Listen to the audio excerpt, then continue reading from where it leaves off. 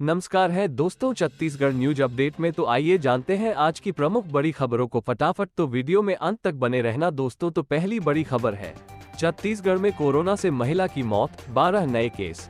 दुर्ग में इलाज के दौरान तोड़ा दम, एक्टिव मरीजों की संख्या 31 पहुंची। दुर्ग जिले कोरोना से एक बुजुर्ग महिला 82 वर्ष ने दम तोड़ा है। कैंप निवासी महिला को बीपी, शुगर और अन्य बीमारियों के चलते भिलाई के सेक्टर 9 अस्पताल में भर्ती कराया गया था, जहां गुरुवार दोपहर इलाज के दौरान उसकी मौत हो गई।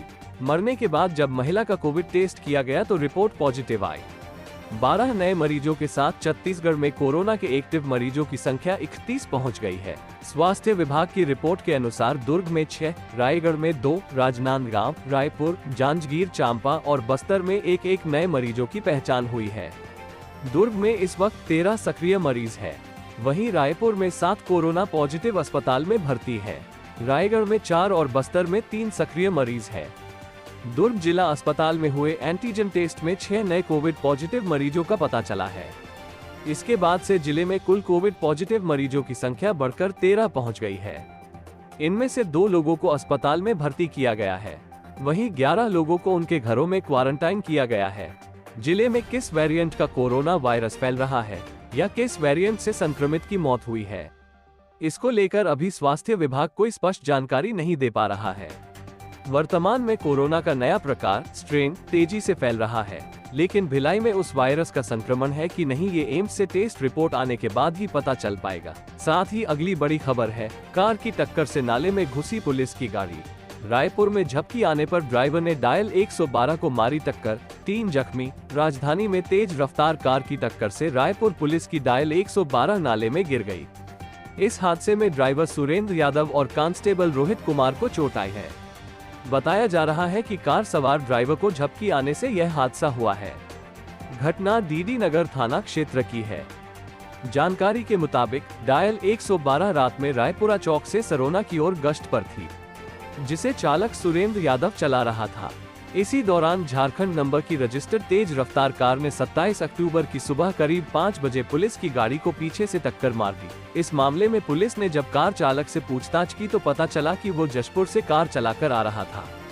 देर रात सफर लंबा होने के कारण उसे झपकी आ गई, जिस कारण अचानक वो कार पर नियंत्रण नहीं रख सका। इस एक्सीडेंट से दोनों गाड़ी के चालक जख्मी हो गए थे। सुबह के वक्त आसपास मॉर्निंग वॉक पर निकले लोगों ने घायलों की मदद की, उन्हें एम्स अस्पताल पहुंचाया, जहां डॉक्टरों के इलाज के बाद उनकी हालत अब सामान्य बताई जा रही है। इस हादसे में पुलिस की गाड़ी नाले में जा घुसी, वहीं दोनों वाहन बुरी तरह क्षतिग्रस्त हो गई। इस घटना में कांस्टेबल के सीने, पेट और गर्दन के पीछे चोट आई है। वहीं चालक के छाती और पीठ में चोट आई है। पुलिस ने कार चालक को हिरासत में ले लिया है। फिलहाल पुलिस मामले की जाँच कर रही है। साथ ही अगली बड़ी खबर है, छत्तीसगढ़ में गोबर गौमूत्र से बनी देश की पहली चटाई, पीएम मोदी को उपहार देंगे गौशाला संचालक। 54 कारीगरों ने 11 महीने में किया। छत्तीसगढ़ के खैरागढ़ जिले में धर्मपुर रोड स्थित मनोहर गौशाला में सौम्या कामधेनु गाय के 100 किलो गोबर और गौमूत्र से देश की पहली चटाई बनाई है, जिसे प्रधानमंत्री नरेंद्र मोदी को दिया जाएगा। 1 हफ्ते के अंदर स्पीड पोस्ट के जरिए चटाई भेजी जाएगी। 14.5 किलो वजनी चटाई को 54 कारीगरों ने मिलकर 11 महीने में तैयार किया। इसे बनाने वाले कारीगरों का कहना है कि गोबर की कालीन चरक ऋषि की चरक चटाई है। इसका शास्त्रों में भी वर्णन है। हमने उसे ही बनाने की कोशिश की है। पूर्व राज्यपाल अनुसुईया उइके भी 5 बार गौशाला कामधेनु माता देखने खैरागढ़ आ चुकी है।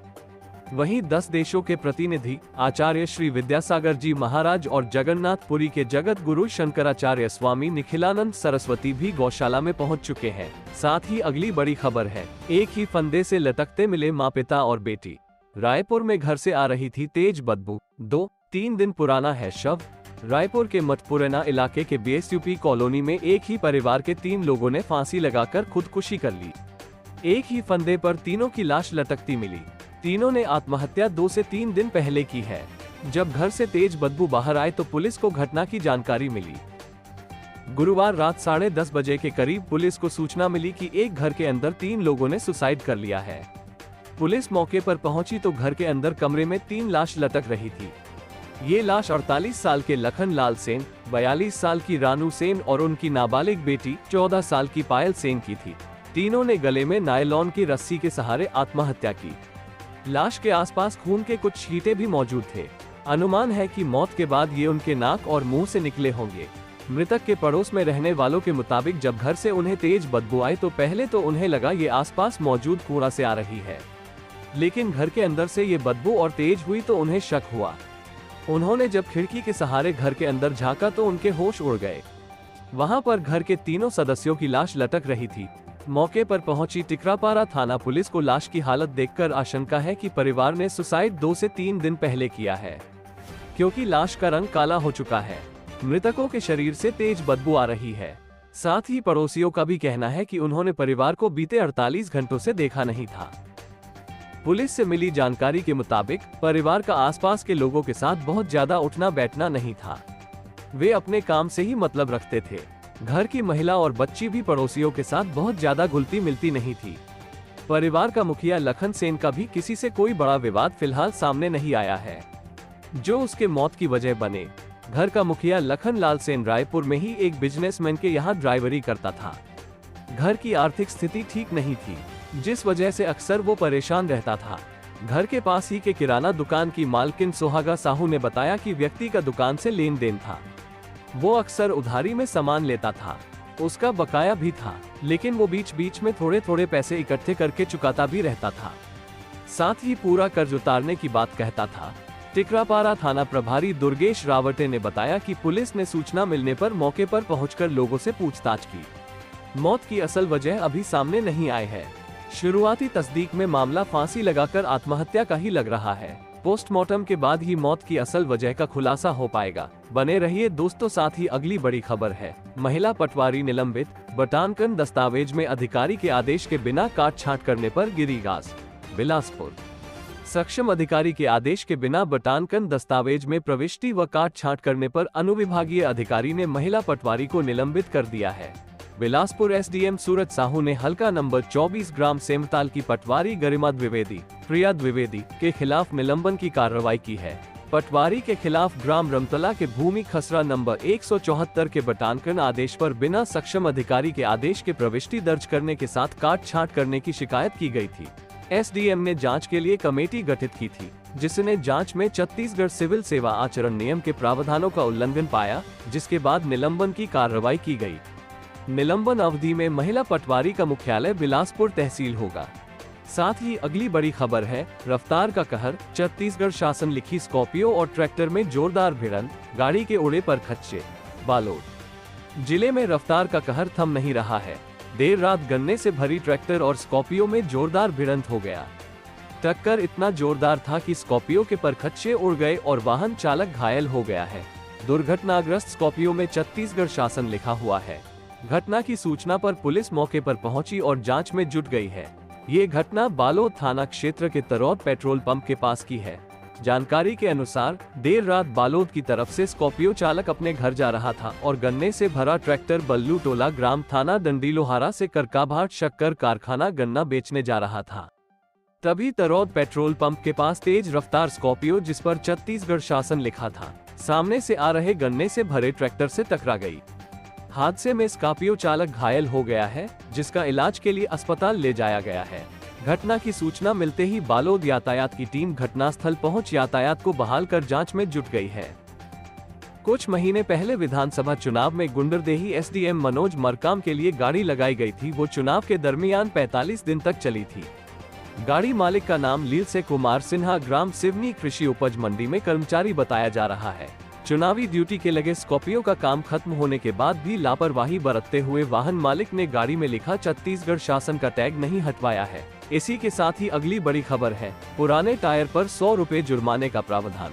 कोड देखकर बदले टायर, क्योंकि बाइक स्लिप होने से हो चुकी है 50 से ज्यादा मौतें। बिलासपुर सड़क पर चल रही गाड़ियों के टायर की गहराई 1.6 मिलीमीटर से कम होती है तो इसे कानूनी रूप से घिसा हुआ माना जाता है। इसे समय पर नहीं बदलने से लोग कानून का तो उल्लंघन तो कर ही रहे हैं, साथ ही अपनी जान भी गंवा रहे हैं।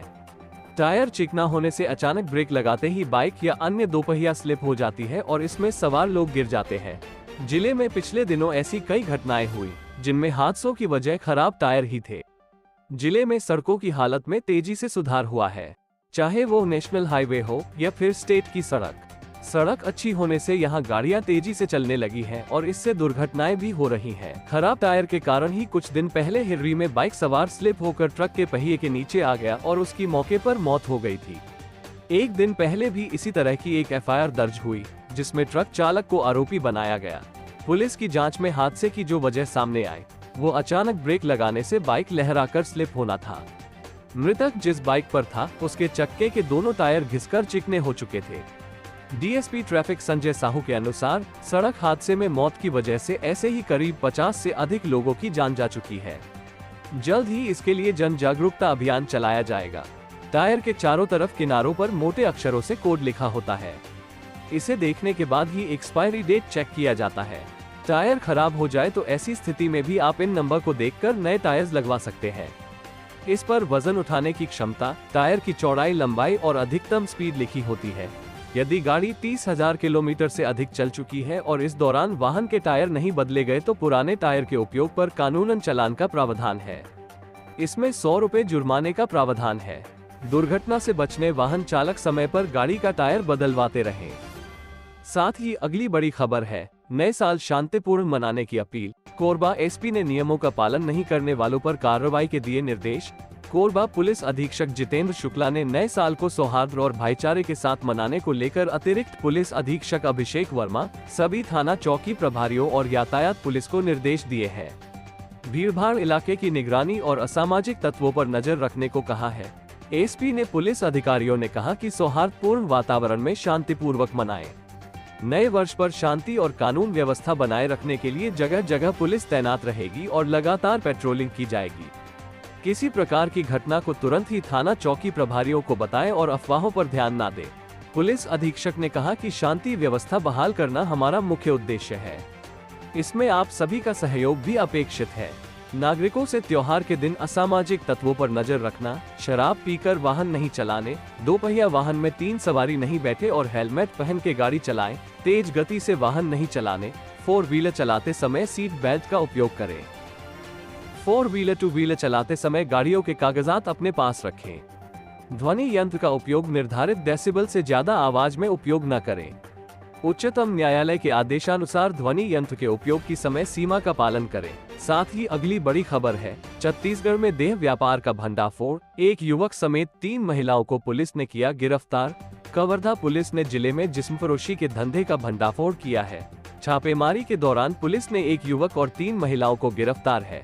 कोतवाली पुलिस को घुघरी अटल आवास में लंबे समय से गैरकानूनी देह व्यापार चलने की शिकायत मिल रही थी, जिस पर संज्ञान लेते हुए ये कार्रवाई की गई है।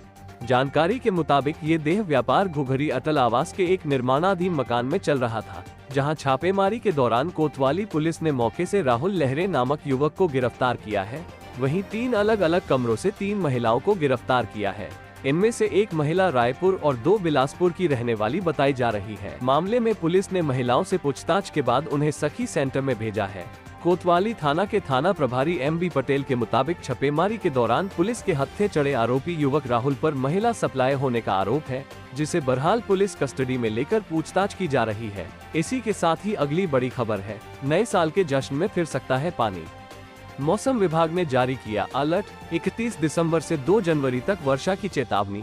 रायपुर, इस बार नए साल के जश्न में बारिश अड़चन बन सकती है। भारत मौसम विज्ञान विभाग ने 5 राज्यों में बारिश का अलर्ट जारी किया है। विभाग ने 31 दिसंबर और 1 जनवरी के लिए चेतावनी जारी की है। विभाग ने कहा है कि बंगाल की खाड़ी से निचले स्तर की पूर्वी हवाओं के कारण 31 दिसंबर 2023 से 2 जनवरी 2024 के दौरान उत्तर प्रदेश, मध्य प्रदेश और छत्तीसगढ़ में हल्की छिटपुट वर्षा होने की संभावना है। वहीं विभाग ने 31 दिसंबर 2023 से 3 जनवरी 2024 तक भारत के दक्षिणी हिस्से के कुछ राज्य जैसे कि तमिलनाडु और केरल में हल्की से मध्यम वर्षा होने की संभावना है। साथ ही अगली बड़ी खबर है, सड़क हादसे में जीजा साले की मौत, बाइक को गाड़ी ने मारी टक्कर, पत्नी कर रही थी इंतजार। आए बुरी खबर, कहा बहुत मना किया था। बलौदाबाजार जिले के ग्राम कोदवा में जयंती कार्यक्रम देखने जा रहे जीजा साला सड़क हादसे के शिकार हो गए। घोटिया मोड़ पर अज्ञात वाहन की जोरदार टक्कर से दोनों की मौत हो गई। मामला पलारी थाना क्षेत्र का है। जानकारी के मुताबिक लिटवा गांव का रहने वाला भूजरम कनौज 30 वर्ष अपने ससुराल पलारी आया हुआ था। यहाँ वो अपने साले मुकेश कनौज के साथ ग्राम कोदवा गया हुआ था। 18 दिसंबर को गुरु घासीदास जयंती थी, लेकिन उसके कार्यक्रम पूरे महीने गांव-गांव में चलते हैं। ग्राम कोदवा में आयोजित जयंती कार्यक्रम को देखने के लिए जीजा साला एक ही बाइक पर सवार होकर गए हुए थे। गुरुवार रात 8 बजे रायपुर बलौदा बाजार मुख्य मार्ग पर घोटिया के पास बाइक सवार जीजा साले को अज्ञात वाहन ने जोरदार टक्कर मार दी। हादसे में दोनों गंभीर रूप से घायल हो गए। राहगीरों ने तुरंत पुलिस को सूचना दी। मौके पर पहुंची पुलिस ने गंभीर रूप से घायल जीजा साले को पलारी अस्पताल पहुंचाया। यहां प्राथमिक उपचार के बाद दोनों को बलौदा बाजार रेफर किया गया। यहां निजी अस्पताल में इलाज के दौरान जीजा भोजरम और साले मुकेश की मौत हो गई। पुलिस ने दोनों शवों को पोस्टमार्टम के लिए भिजवाया। साले मुकेश की पत्नी भुवनेश्वरी ने कहा कि उसने अपने पति को ठंड में बाहर जाने से काफी मना किया था, लेकिन उसने बात नहीं मानी। भोजरम और उसकी पत्नी दुलारी के 2 बच्चे हैं। वहीं मुकेश और भुवनेश्वरी की शादी को ज्यादा वक्त नहीं हुआ था, उनके बच्चे नहीं हैं।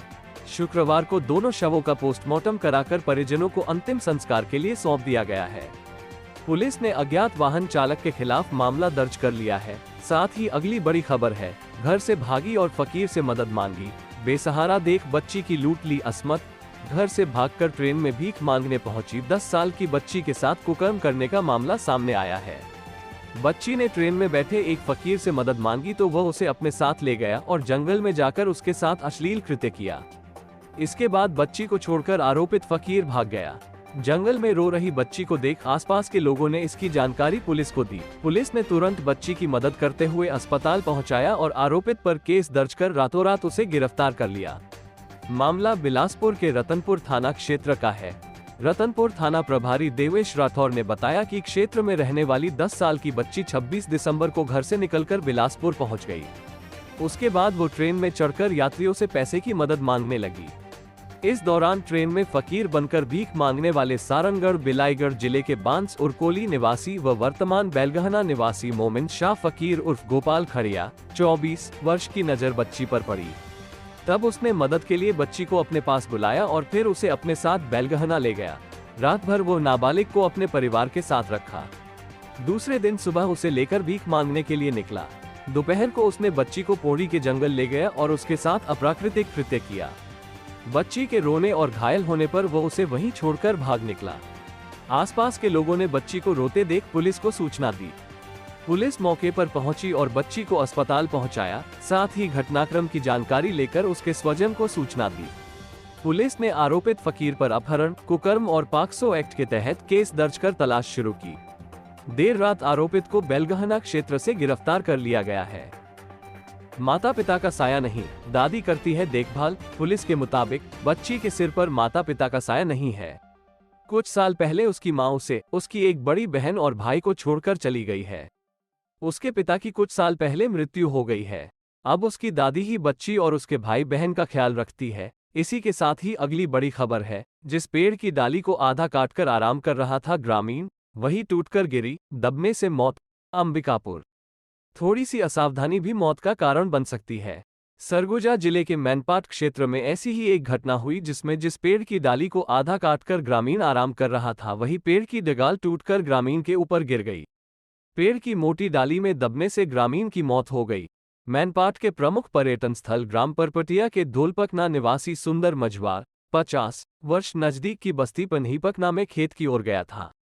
खेत के बगल में स्थित एक बड़े साल वृक्ष की मोटी डाली को काटना शुरू कर दिया।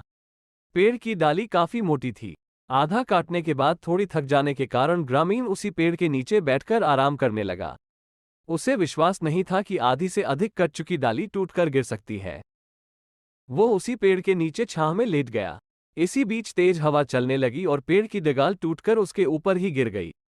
सिर में चोट के कारण घटनास्थल पर ही उसकी मौत हो गई। जब वो घर नहीं लौटा तो स्वजन मौके पर पहुंचे। मृतक का शव पेड़ की डाली के पास ही पड़ी हुई थी। पेड़ में आधा कटे होने का निशान देख वे समझ गए कि घटना थोड़ी सी असावधानी के कारण हुई।